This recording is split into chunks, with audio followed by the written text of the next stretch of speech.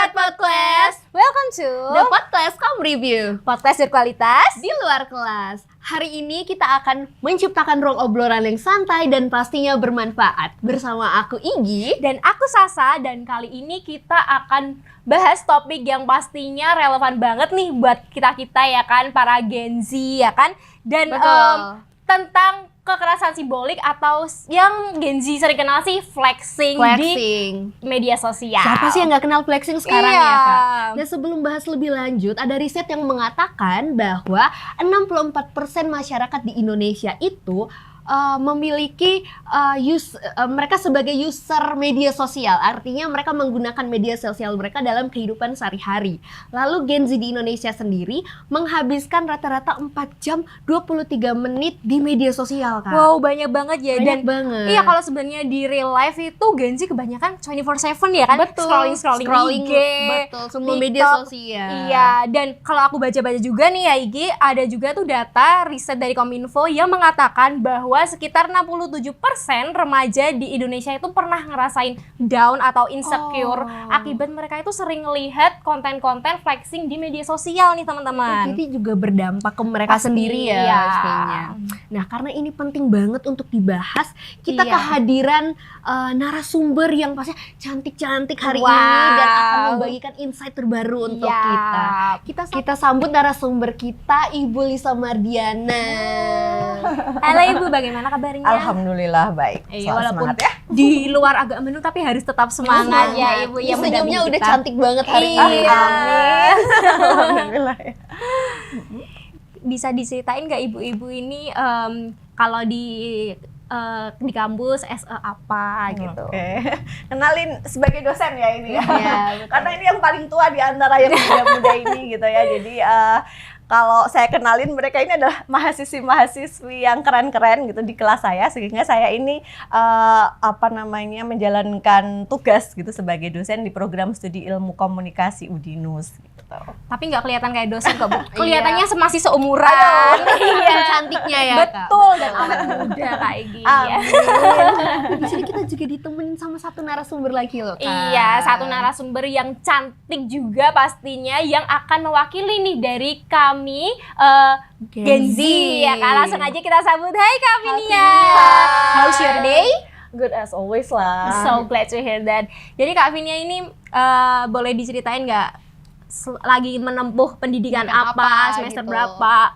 Oke, kenalin aku Finia. Aku saat ini adalah mahasiswi di Ilkom Udinus yang lagi banyak ketugas ya.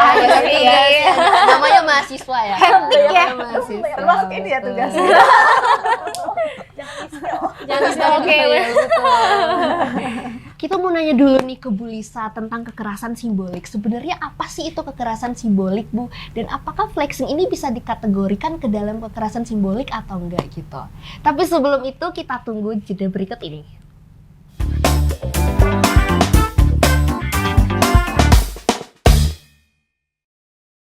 PLN UIK Tanjung Jati B menyalurkan 14.000 paving blok faba untuk mendukung pembangunan sarana pendidikan 2 madrasah di Jepara.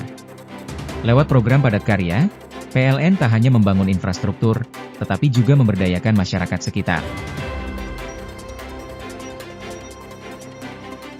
General Manager PLN UIK Tanjung Jati B, Doni Okniza, mengemukakan bahwa faba kini menjadi salah satu sumber manfaat untuk pembangunan, pendidikan dan ekonomi lokal. Dalam semangat Hari Kartini, YBM PLN UIK Tanjung Jati B menyalurkan bantuan kepada duafa, penyandang disabilitas, lansia, dan guru ngaji di sekitar Jepara.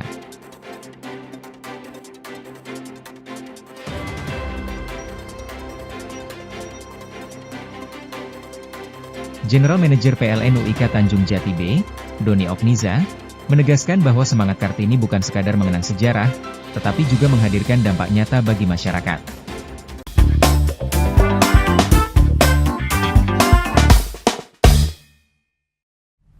Baik, kembali lagi di The Podcast Kaum Review, podcast berkualitas di luar kelas. Nah, kali ini kita mau dengar jawaban dari Bu Lisa terkait kekerasan simbolik dan flexing tadi. Oke, seru ya ngomongin flexing gitu. Iya. Sekarang memang sedang marak ya flexing itu gitu. Jadi kalau flexing itu kan sebenarnya memamerkan ya, aktivitas memamerkan sesuatu yang kadang-kadang sebenarnya itu tidak real juga gitu, tapi mengupayakan bentuk-bentuk pamer, dan itu sangat marak di dunia maya sekarang ini.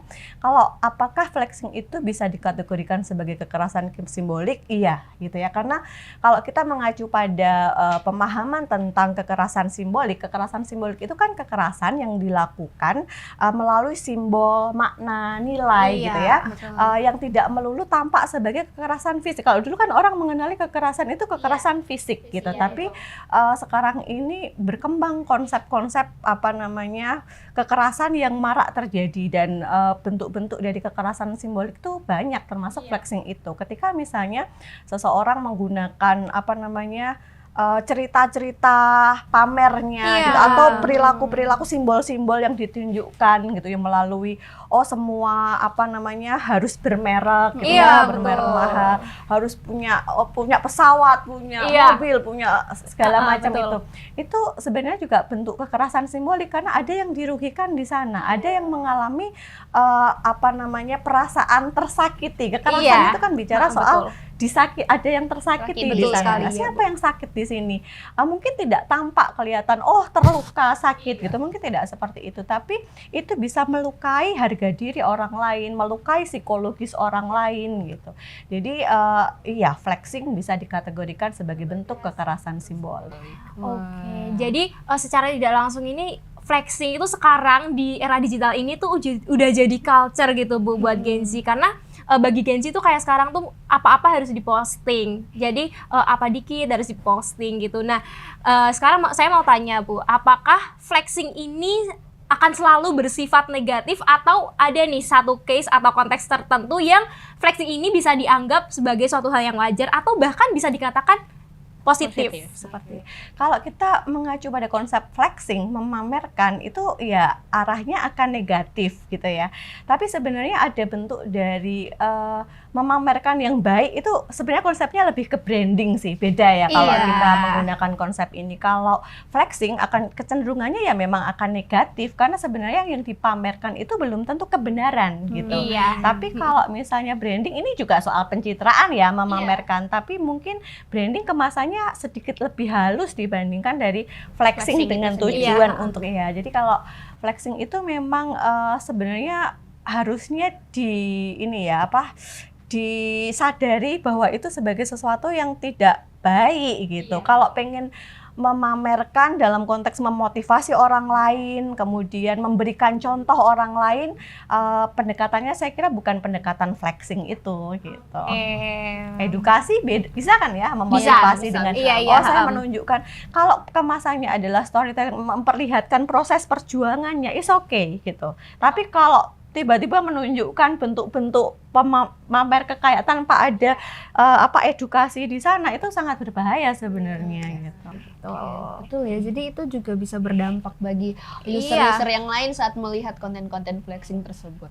Nah, kita mau nanya Kak Vinia nih, apakah Kak Vinia dalam kehidupan sehari-hari pernah ngeakses konten-konten flexing tersebut, dan apakah Kak Vinia pernah merasa tertekan atau mungkin kayak, aduh ini kok jadi tekanan pribadi untuk aku saat nge-scroll konten flexing tersebut? Oke, kalau mungkin sekarang aku lihat konten kayak gitu di Gen Z, apalagi di TikTok dan IG ya, udah biasa gitu, udah biasa aja. Tapi mungkin untuk aku yang pada saat itu masih SMP, transisi ke SMA, masih itu tuh agak tertekan sih di aku. Soalnya siapa sih anak SMA yang nggak mau jadi hits ya, Bu? Wannabe ya, jadi dilihat.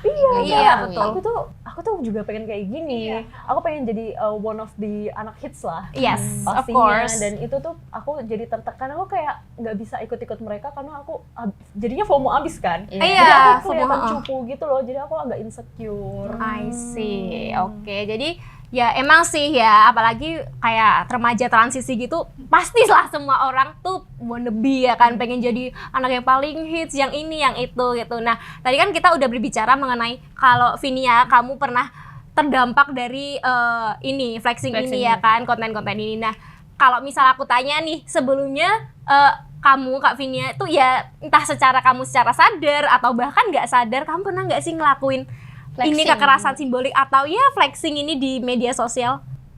Sebelumnya aku nggak sadar sih, tapi sesuai dengan penjelasan dari Bu Lisa tadi ya, itu tuh aku ternyata tuh pernah kayak kan aku suka makan ya teman-teman, jadi aku suka foto makanan-makanan aku, foto tempat makannya, relate banget sih, aku update post, ya. aku nggak sadar soalnya kayak emang aku suka makan aja gitu sih. Iya sih, apalagi kan di zaman sekarang gini ya, kayak kita nganggap ya udah akun kita entah itu di Instagram, di TikTok itu kan telapak kita ya teman-teman. Jadi ya udah kita ngepost ya kita suka ya kita post aja, dan tanpa sadar ternyata itu tuh berdampak bagi teman-teman di luar sana yang ternyata belum bisa ada di posisi yang kita posting gitu. Entah itu belum mampu misal membeli makanan yang kita makan atau ya lain sebagainya seperti itu. Pastinya mereka ada merasa sedikit terlukai ya, kayak kok saya nggak bisa seperti ini, sedangkan mereka yang lain bisa. Ini saya juga kena kekerasan simbolik loh ya. Oh iya, Iya, cantik-cantik ini flexing kecantikan gitu ya. Pakai simbol-simbol baju yang keren-keren, saya pakai seragam. Waduh, jilbab itu bagus loh. iya loh. Ibu juga nggak kekerasan simbolik. Ibu awet muda gitu, ya kan? Gak pengen ya Bu ya gitu. Nah, Kak Vinia, tapi Kak Vinia melihat kekerasan simbolik terutama flexing ini di kehidupan Gen Z itu kenapa sih Gen Z mau memamerkan apapun yang mereka punya? Misalkan kayak makanan tadi, kenapa harus di-post? Apakah itu jadi salah satu hal yang harus dilakukan atau gimana? Kenapa sih Kak kok di Gen Z ini flexing tuh is a must gitu? Oke, kalau di Gen Z itu pasti kita sebagai anak Ilkom, tadi udah disinggung Bu Lisa juga ya, anak Ilkom tuh nggak jauh-jauh dari personal branding. I see. Gitu dia. Betul. Jadi kita tuh post sesuatu karena itu menunjukkan value kita, identitas kita tuh apa sih sebenarnya di situ. Kita nunjukin, oh gue pakai iPhone nih, gue bawa Mercy, gue bawa Lamborghini, gitu kan. Itu kan nunjukin value kita siapa dan kita tuh bisa apa sih gitu sih mungkin sekarang. Jadi Who you are gitu ya. Nunjukin kita tuh siapa gitu. Jadi kayak secara nggak langsung nunjukin kelas sosial kita seperti apa gitu, sehingga orang-orang bisa kenal kita orang yang sebagai apa gitu di media sosial kita gitu. Oke.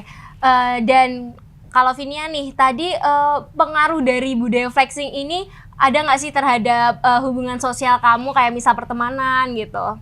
Oke, kalau dari aku pribadi sih alhamdulillah nggak ada ya. Tapi ada kasus Bu di sekitar saya itu mereka tuh saking FOMO-nya dan pengen ikutan flexing dan mungkin ingin ikut-ikutan temen yang lainnya lah untuk post-post seperti itu tuh mereka belum mampu untuk mencapai stage tersebut, tapi mereka akhirnya pinjol. Bahaya sih. Itu kasus sih. Dan akhirnya kan itu kan pastinya menambah beban kita ya. Iya, jadi create their own pressure ya.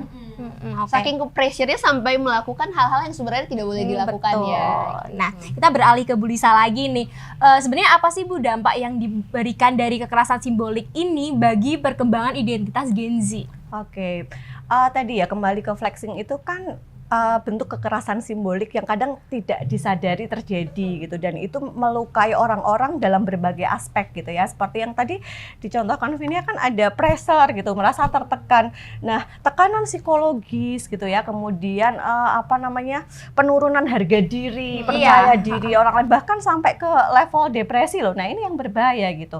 Kadang-kadang yang terjadi pada Gen Z yang sedang mencoba membangun identitas dirinya untuk bisa seperti standar itu, akhirnya kan memaksakan diri ya tadi dengan pinjol, dengan bahkan melakukan hal-hal yang sebenarnya tidak layak, tidak patut dilakukan demi keinginan untuk bisa mencapai standar-standar yang tergambarkan dalam media sosial karena fenomena flexing itu. Jadi memang membangun kesadaran teman-teman yang ini kan mahasiswa ilmu komunikasi ya.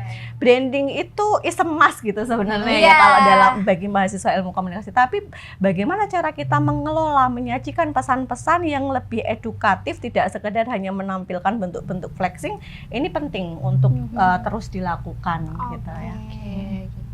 Jadi menurut Ibu nih seharusnya apa sih yang media atau dari kita sendiri anak ilmu komunikasi, respon yang kita berikan terhadap konten-konten flexing tersebut itu bagaimana seharusnya? Oke, kalau konten itu kan pembuat konten itu kan selalu mengharapkan bahwa kontennya itu akan digemari, disukai gitu ya, dan memang godaan flexing gitu untuk menjadi sebuah isu atau tema-tema yang digemari itu memang cukup tinggi karena kan apalagi anak muda ya Gen Z itu kan masih punya kecenderungan untuk membangun impian-impian yang indah gitu kan ya, sehingga ketika ada gambaran-gambaran yang seolah-olah luar biasa, kekayaan gitu ya, kekuasaan, ini tampak menarik dan menggoda gitu, sehingga kalau kita menyadari bahwa itu berdampak negatif gitu ya, mungkin dari level kita dulu aja, dari hal terdekat, hal sederhana, kalau kita memang menyadari bahwa itu tidak baik, yuk kita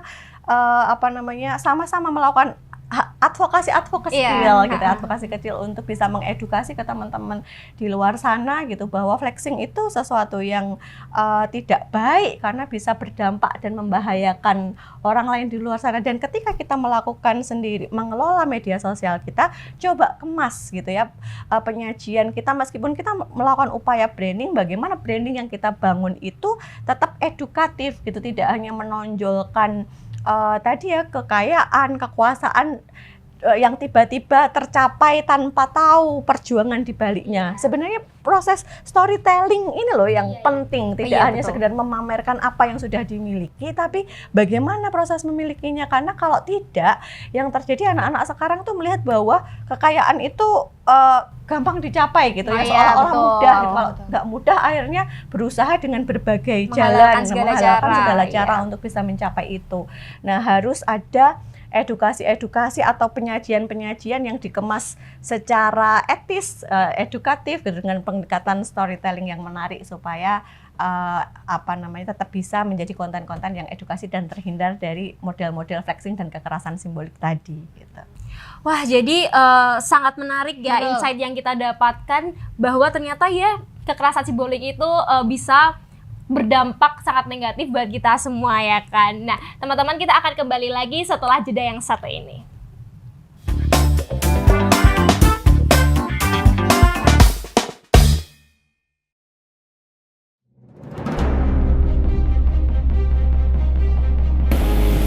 Assalamualaikum warahmatullahi wabarakatuh. Salam sejahtera bagi kita semua.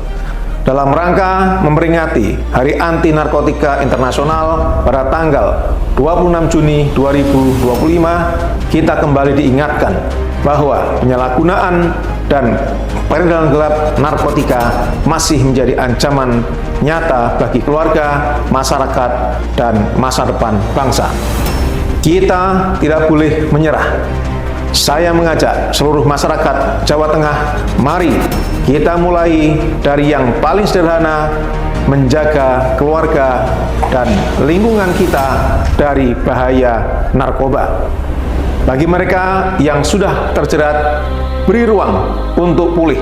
Rehabilitasi adalah hak, bukan aib. Mari kita dukung mereka kembali menjadi bagian dari masyarakat. Bersama kita bisa memutuskan rantai gelap ini dan membuka jalan menjadi Indonesia yang sehat, kuat, dan emas di masa depan. Wassalamualaikum warahmatullahi wabarakatuh. Salam sehat tanpa narkoba. Salam Jawa Tengah bersinar menuju Indonesia bersinar.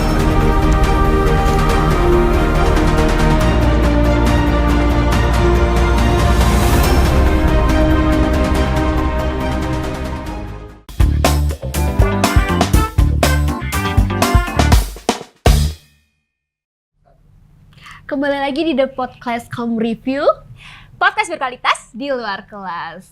Karena kita udah bahas dari tadi tentang flexing dan kekerasan simbolik, mungkin kita masuk ke sesi Q&A dulu nih. Mungkin ada pertanyaan dari Kak Vinia yang ingin disampaikan kepada Bu Lisa. Ada dong. Oh, banyak nih kayaknya banyak banget yang mau ditanyain ya. Jadi mungkin tanggapan Bu Lisa kali ya tentang itu, Bu. Apa tuh? Jadi tuh kasus-kasus kayak tadi ada yang pinjol, ada yang maksa orang tuanya sampai gobrak pintu dan lain sebagainya. Ada ya juga banting pintu ya biasanya ya. Ada kasus satu lagi itu di lingkungan saya, dia tuh pengen banget beli sesuatu, kayaknya saya kurang tahu itu apa ya. Ngancem bunuh diri, Bu, kayak orang tuanya. Itu parah banget. Menurut Ibu gimana nih? Iya, jadi tadi itu berarti bicara soal dampak flexing tadi ya. Ketika ada juga fenomena FOMO kan, gitu. Jadi takut ketinggalan gitu, takut tertinggal sehingga pengen mengikuti fenomena-fenomena yang berkembang di sana tentang tadi ya hal-hal yang indah, tapi kemudian cara-caranya dipaksakan. Nah, ini yang sebenarnya perlu dicermati. Sebenarnya ini juga relate dengan persoalan-persoalan bahwa flexing itu bisa berdampak sampai ke tekanan psikologis dan kesehatan mental gitu kan ya. Nah, ini yang dalam konteks generasi Z, kenapa sekarang ini kasus percobaan bunuh diri, kasus kekerasan fisik itu juga semakin marak. Sebenarnya juga terstimulasi dari bentuk-bentuk flexing, keinginan-keinginan yang tidak bisa, yang susah dicapai gitu untuk dirinya, tapi dia melihat di luar sana ada kok kayaknya enak banget, mudah banget bisa dapat itu gitu. Akhirnya memaksakan diri dan muncullah kekerasan fisik pada orang lain dan juga pada dirinya sendiri gitu. Tapi ya Bu, gini, sekarang itu marak banget konten-konten di TikTok gitu. Yaitu justru mereka yang kontennya tentang flexing itu malah yang FYP dan banyak yang menggemari gitu daripada konten yang edukasi, yang edukatif gitu. Nah, sebenarnya kenapa sih kok Gen Z itu lebih sukanya ke konten-konten yang seperti itu daripada konten yang edukatif? Iya. Karena hampir semua orang itu tidak suka digurui gitu ya, tidak suka dinasehati. Jadi edukasi itu memang menantang ya, jadi mengedukasi orang itu memang menantang. Tapi sebagai mahasiswa komunikasi, saya yakin gitu ada pendekatan-pendekatan yang bisa dilakukan untuk tetap bisa membangun konten-konten yang edukatif gitu. Nah, terkait dengan kenapa konten-konten seperti itu justru disukai, tadi kembali bahwa anak-anak muda, bahkan sebenarnya nggak anak muda ya, anak tua seperti saya suka kan ya, karena kita membangun selama kita hidup itu manusia itu kan membangun impian-impian yang indah kan. Bener. Dan flexing itu kan sebenarnya seolah-olah representasi dari pencapaian keindahan-keindahan itu. Jadi memang itu tadi akan lebih digemari. Tapi saran saya, kalau misalnya memang ingin mengembangkan konten-konten, konteks memamerkan tadi harus dikemas dengan pendekatan edukasi gitu. Ada proses perjuangan yang perlu disampaikan, tidak sekedar hanya memamerkan, tapi menyampaikan insight atau value lain di balik apa yang sedang disajikan itu. Termasuk katakan misalnya nggak apa-apa, kalian godaan untuk menceritakan sesuatu yang sedang kalian lakukan itu kan tinggi ya, itu kan sukanya posting, aktivitas apa posting gitu ya. Bener. Tapi kalau kita punya value lain di balik postingan kita, misalnya tadi kita makan sambil mempromosikan membantu UMKM gitu review makanan, itu kan ada value lain yang bermanfaat nggak cuma untuk si UKM tapi juga untuk kalian sendiri sebagai pembuat konten. Jadi ini persoalan mindset juga gitu, bahwa ketika kita membuat konten gitu, kita harus punya selalu mengambil sisi bahwa hidup kita itu bermanfaat, termasuk dalam pembuatan konten gitu. Bagaimana dalam kita menciptakan konten sebagai konten kreator, hal-hal yang kita sampaikan itu bermanfaat untuk banyak orang gitu. Jadi tadi hidup itu harus bermanfaat, itu yang harus selalu dipegang. Betul banget ya, harus bermanfaat konten-konten yang kita buat. Kita sebagai Gen Z, apalagi especially anak Ilkom ya, challenging banget untuk membuat konten yang gimana sih caranya kita mengemas konten edukatif itu yang menarik untuk agar menarik para audiens untuk melihat konten kita. Nah, kita mau minta tips and trick nih dari Kak Vinia sebagai Gen Z, apa sih yang harus dilakukan Gen Z saat ngelihat konten-konten flexing tersebut supaya mereka nggak punya tekanan nih atas konten-konten tersebut? Aduh, kalau buat aku it's a long journey ya. Oh ya, kalau pasti sih kayaknya pasti. Flexing itu karena dari SMP, bayangin aja. Jadi aku it's a long journey karena itu kita harus menerima kalau keadaan kita tuh memang seperti ini. Kita nggak bisa memaksakan, nggak boleh ya teman-teman memaksakan sampai pinjol seperti itu tuh bahaya, malah nambah beban ke kita kan udah tugasnya banyak. Tugasnya banyak. Jadi cukup nggak usah create own pressure ya.